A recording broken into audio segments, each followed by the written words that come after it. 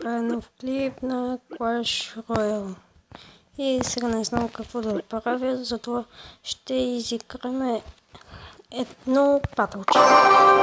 Обикновен патъл. Но ако падна факел, ще бъде много гадно.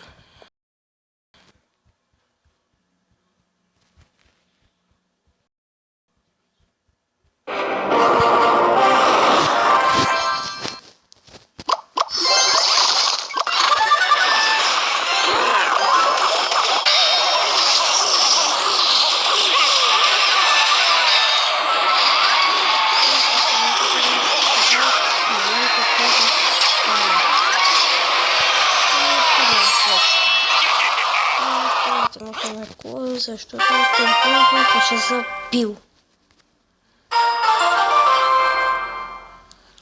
Но все пак поне вземахме на кола.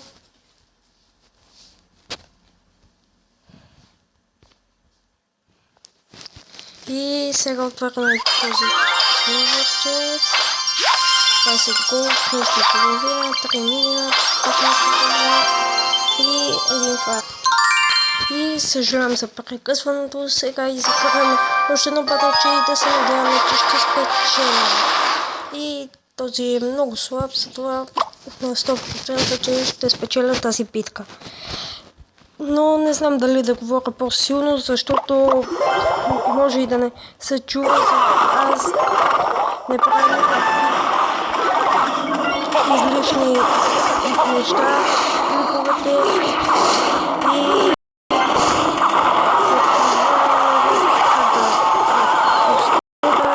защото аз съм включил сега няколко клипа, но не се сеща само на Clash Royale.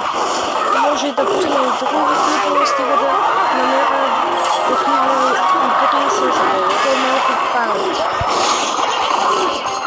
И той така пуска принцип на нощния карти и е свършил неговия принцип. Но все пак удари. И моята колата и аз пускам по то печал. Няма нищо, че не е как, но може и скоро да пусна всяк епизодчета. И за това не знам все още, но все пак може и да пусна, защото трябва малко да поправя канала си. Сега пускаме нов файрболче и му убиваме Беби Драганът. Сега дали да изчакаме до 10 да пуснем заедно с принца и балон, но видяхме какво стана миналия път. Затова видяхме той се изчерпа мускетарката и сега пускаме пак миникортите и балона ще се покрижи за главно за атаката.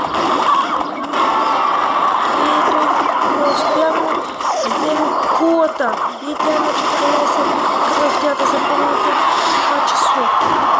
14 кръв. И той сега на 100% ще вземе. Но ние имаме балон и ние вземаме тази битка. Видяхте, че е малко прекъсна, затова това не мога да присъдържа, но все пак победихме.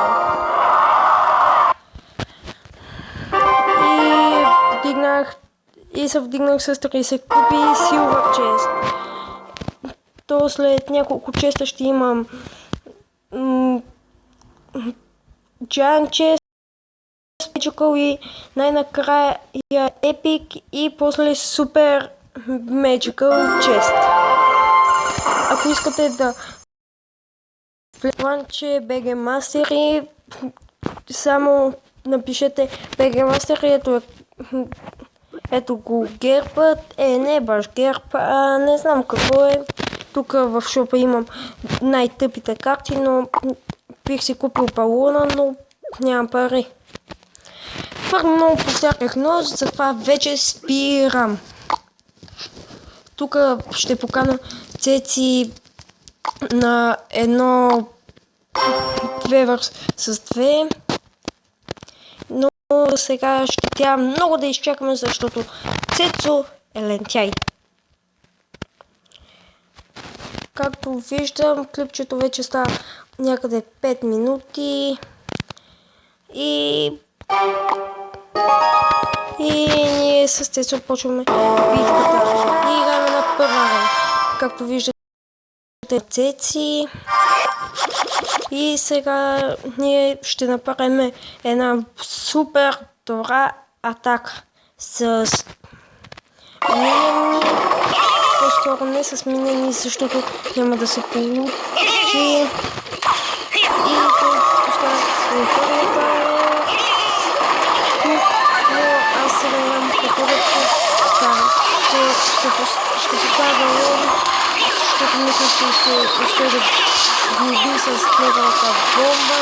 И плана ми се показа безполезен. И те ни вземаха вече на кола. И тази битка е безнадежна. Няма как да ги биме, защото те са с твърде голям левел.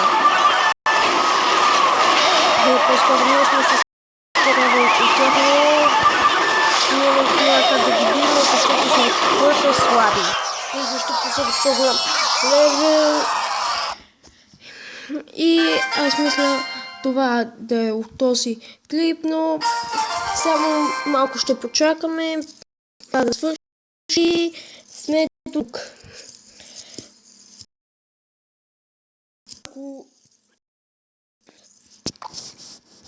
Ако искате, предложете в коментарите какъв да бъде следващия клип и Цецо ми предлага батъл. И му приемам батълчето и сега почваме боя.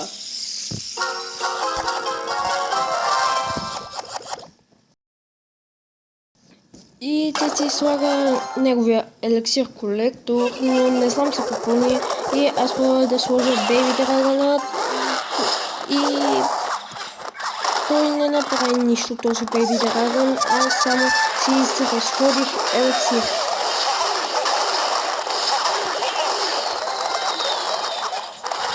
Не знам защо си разходих елексирът, но все пак трябваше да опитам с нещо да защитя нашия пауър, но за това е бил поставил елексир колектора.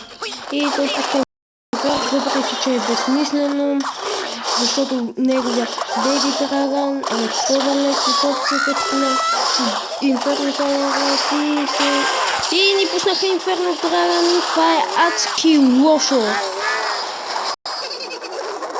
И сега те ще ни може да ни тагнат кулата, но и те използваха огледалото. Ако сте играли срещу такъв читър, няма накъде. И с такъв глупчо, дето пуска миньони, дето пуска голем срещу миньон хорди. Той Цецо знаеше, че противника не има миньони, но сега е без нашия голема на Цецо умре. И тук става малко лошо. Това Уизърда и ние нямаме сега с къде атакуваме бебите. Аз няма да си използвам нито Цецо и тук там не вижда. И сега правим някакво стигаме нещо с Инферно Пауър и Инферно Драгон, това няма никакъв смисъл, защото както виждате не е губим и сега му съкътя долу в този момент, но докато ние аз все пак да се използваме възможността и те разговаха с гоблините. И нашия Baby Dragon няма да се справи. И сега ние губим. Време е за крайния метеор.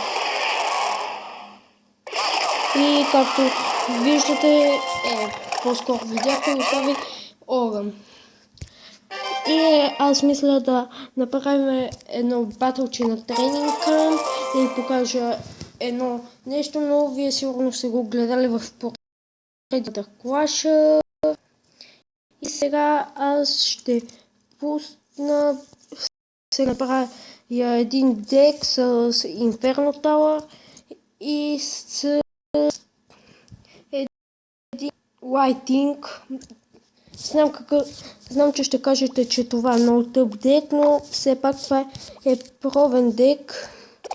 Сега пускаме Lighting, Inferno Tower, че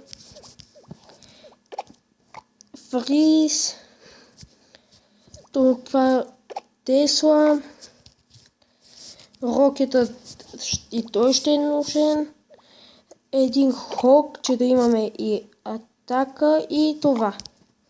Знам, че е твърде скъп този дек, но няма какво да се прави за това. Виждате, лайтингът трябва да проработи, докато няма нищо на полето. Както виждате и тук едно огънче следва Inferno Tower, като се движи и теглата, тя има малко странен произход, но все пак това няма никакво значение. Аз мисля, че и фризът не работи, когато няма нищо. За това не съм сигурен.